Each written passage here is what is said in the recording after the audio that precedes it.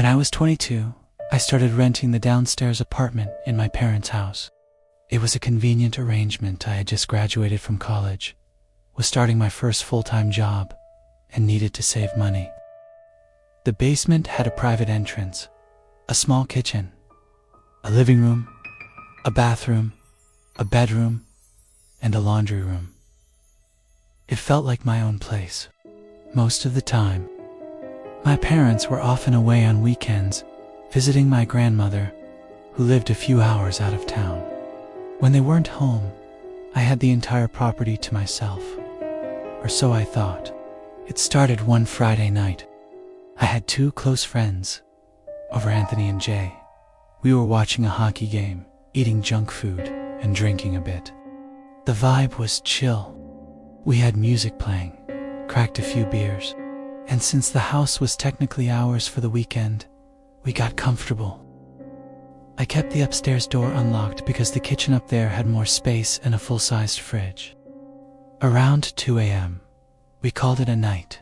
Jay and Anthony crashed on the basement couch, and I went into my room and locked the door, a habit I'd had since I was a kid, more out of instinct than concern. Sometime in the middle of the night, I was woken up by the sound of faint footsteps from above. I figured one of the guys had gone upstairs for water, or maybe stumbled around looking for the bathroom. Nothing too strange. But then, I heard something that made me freeze. My bedroom doorknob started turning slowly, quietly, like someone was testing it. It was locked, so they couldn't get in. I whispered, "Jay." No response, just silence.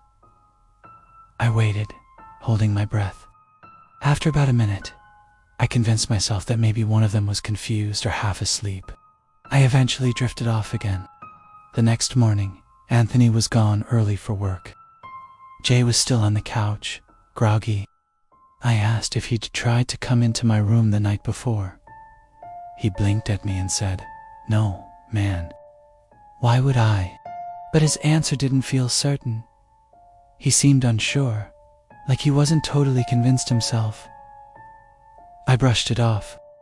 The next day, I spent most of Saturday out with friends. I came home late, had a quick snack, showered, and went to bed. Again, I locked the door, more firmly this time.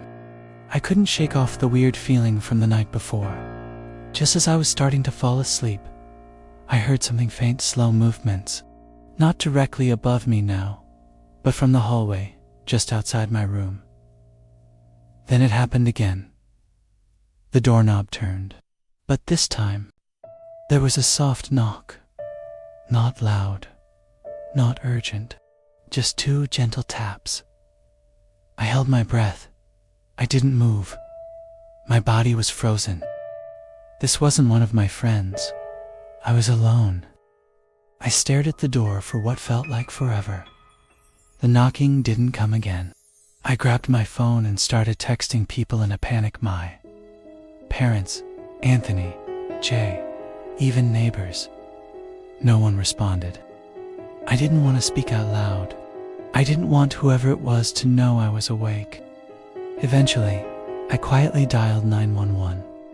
I whispered everything to the operator. She told me to stay calm, stay hidden, and keep my phone on. I stayed crouched beside my dresser, gripping a metal laundry rod like a bat. About 10 minutes later, I saw flashing lights through the basement window.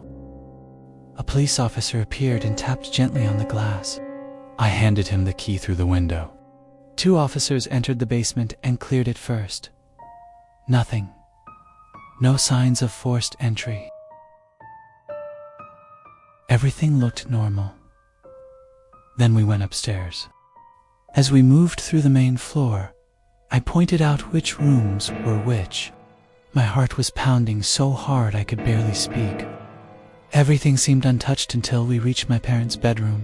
One of the officers opened the door and immediately shouted, "Come out now." From beneath the bed, a man crawled out. He was tall, filthy, dressed in a torn hoodie and basketball shorts. His face was pale and sickly. like he hadn't seen sunlight in weeks. His eyes locked onto mine. I'll never forget that look, blank, yet full of something unspoken. Something wrong. The officers cuffed him and walked him out of the house.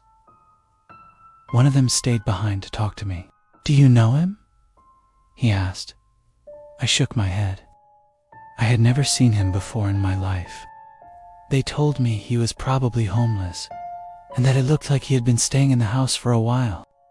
They found wrappers, a half-empty water bottle, and even a blanket in a crawl space upstairs. He might have been living there for days, maybe even weeks. I felt sick. They offered to file a report and said I could press charges. But when my parents got home the next day, they decided not to. They didn't want the hassle. Nothing had been stolen, after all. But I couldn't sleep for weeks.